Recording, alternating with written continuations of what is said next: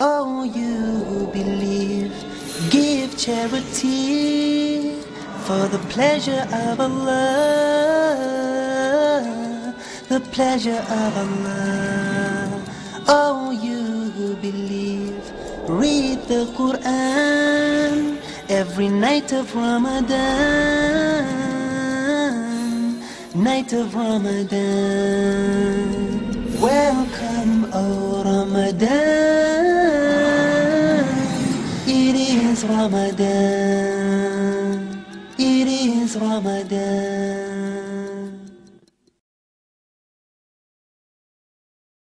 প্রিয় মুসলিম এবং অমুসলিম ভাই ও বোনেরা, আসসালামু আলাইকুম ওয়া রাহমাতুল্লাহি ওয়া বারাকাতুহু। আল্লাহ সুবহানাহু ওয়া তাআলার দয়া, শান্তি এবং রহমত আপনাদের সবার উপরে বর্ষিত হোক।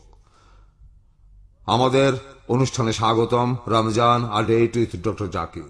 আমি আপনাদের হোস্ট ইউসুফ চেম্বার্স। আর আজকে আমাদের আলোচনার টপিক হলো লাইলাতুল কদর, রায় দেয়ার রাত অথবা ক্ষমতার রাত। ডক্টর জাকির, আবারও আসসালামু আলাইকুম। ওয়ালাইকুম আসসালাম রহমতুল্লাহ বারাকাতুহু। আমার মনে হয় আজকেও আমরা আগেকার নিয়মেই আমাদের আজকের এই অনুষ্ঠানটা শুরু করতে পারি। আমার জন্য, দর্শকদের সবার জন্য, যে লাইলাতুল কদর এই শব্দটার অর্থ আসলে কি, আর আমাদের মুসলিমদের জন্য এর গুরুত্ব কি। আলহামদুলিল্লাহ, ওয়াসসালাতু ওয়াসসালাম আলা রাসূলিল্লাহ ওয়া আলা আলিহি ওয়া সাহবিহি আজমাইন, আম্মা বাদ। আউযু বিল্লাহি মিনাশ শাইতানির রাজীম। বিসমিল্লাহির রহমানির রহিম। রব্বি ইশরাহ লি সাদরি ওয়া ইয়াসসির লি আমরি ওয়াহলুল উকদাতাম মিন লিসানি ইয়াফকাহু কাওলি। লাইলাতুল কদর এই শব্দটার অর্থ, লায়ল মানে রাত, কদর মানে বিধান বা ক্ষমতা অথবা অনেক সম্মান বা গৌরব। তাহলে লাইলাতুল কদর মানে হচ্ছে ক্ষমতার রাত বা বিধানের রাত অথবা গৌরবের রাত অথবা অনেক সম্মানের রাত।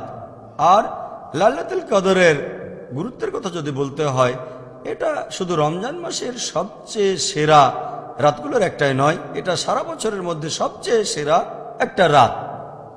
এই রাতেই প্রথম পবিত্র কোরআন নাজিল হয়েছিল।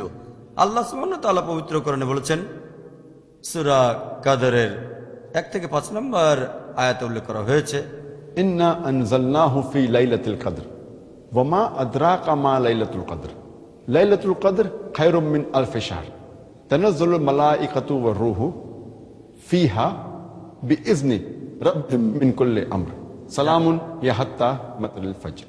যার অর্থ হচ্ছে, নিশ্চয়ই আমি ওহী অবতীর্ণ করেছি, অর্থাৎ কোরআন, এই মহিমান্বিত রাতে, এই বিধান দেওয়ার রাতে। আর এই মহিমান্বিত রাত সম্পর্কে তুমি কতখানি জানো? মহিমান্বিত রাত এটা 1000 মাস অপেক্ষা শ্রেষ্ঠ। এই রাতে রূহ এবং ফেরেশতাগণ অবতীর্ণ হয় আল্লাহ সুবহানাহু ওয়া তাআলার অনুমতিক্রমে তাদের প্রত্যেক কাজে। সেই রাতের শান্তি থাকে ভোর হওয়া পর্যন্ত। তাহলে পবিত্র কোরআনের এই আয়াত থেকে আমরা জানতে পারি যে এই লাইলাতুল কদরের রাত, এই ক্ষমতার রাত, বিধানের রাত সারা বছরের মধ্যে সেরা রাত। আর এই রাতেই পবিত্র কোরআন অবতীর্ণ হয়েছে। এখানে আরো বলা হয়েছে যে এই রাত ক্ষমতার রাত, মহিমার রাত, অনেক সম্মানের রাত, গৌরবের রাত। যদি এই রাতে কোনো ভালো কাজ করেন, সেটা তাহলে 1000 মাসের চেয়েও সেরা কাজ হবে। 1000 মাসকে যদি 12 দিয়ে ভাগ করেন, সেটা হবে 83 বছরেরও বেশি। আর এটা একজন মানুষের গড় আয়ুর চেয়েও অনেক বেশি। যদি শুধু এই রাতে আল্লাহর ইবাদত করেন, এটা সারা জীবনের ইবাদতের চেয়ে অনেক ভালো। এছাড়াও বলা হয়েছে, এটা হলো সেই রাত যে রাতে ফেরেশতাগণ এবং রূহ অবতীর্ণ হয়, এবং সেটা হয় আল্লাহর অনুমতিক্রমে।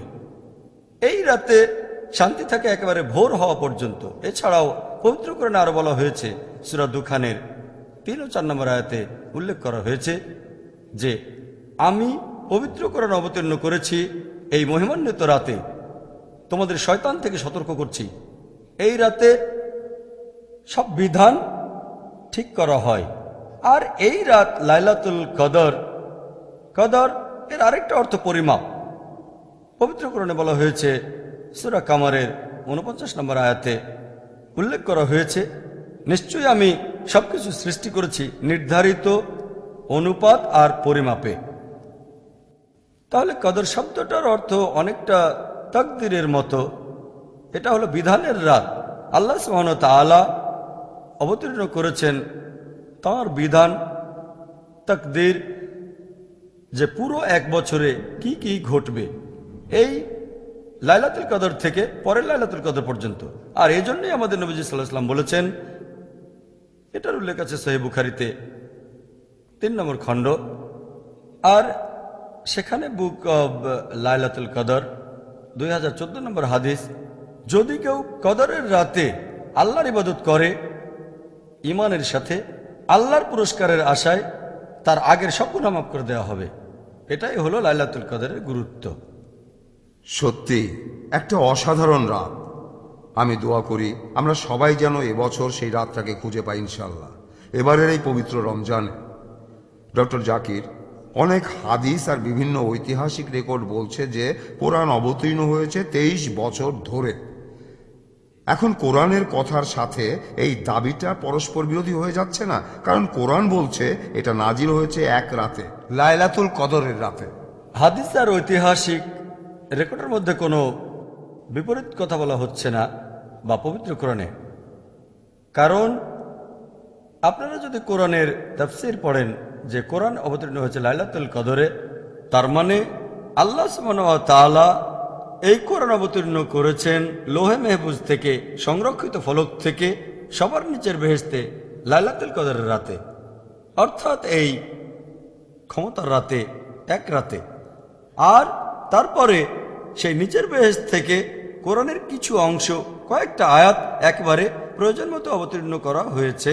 সেই সময়টা হলো 23টা হিজরি বছর, সময়টা হলো 23 চন্দ্র বছর, অথবা এভাবে বলা যায় আনুমানিক 22 সৌর বছর।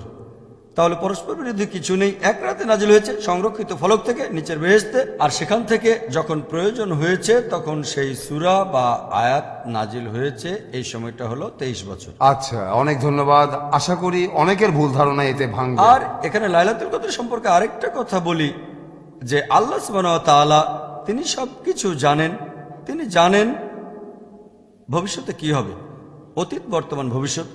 সেই সংরক্ষিত ফলক থেকে তিনি কদরের রাতে অবতীর্ণ করেন ফেরেশতাগণের কাছে যে এর পরের বছর কি কি ঘটনা ঘটবে, এই লাইলাতুল কদর থেকে পরের লাইলাতুল কদর পর্যন্ত।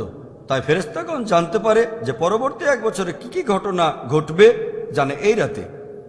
তবে আল্লাহ সুবহানাহু ওয়া তাআলা তিনি তো জানেন সবকিছু। আপনাকে ধন্যবাদ ডক্টর জাকির। আশা করি অনেকের ভুল ধারণা এতে ভাঙবে। প্রিয় ভাই ও বোনেরা, আবার দেখা হবে বিরতির পর ইনশাআল্লাহ। আসসালামু আলাইকুম।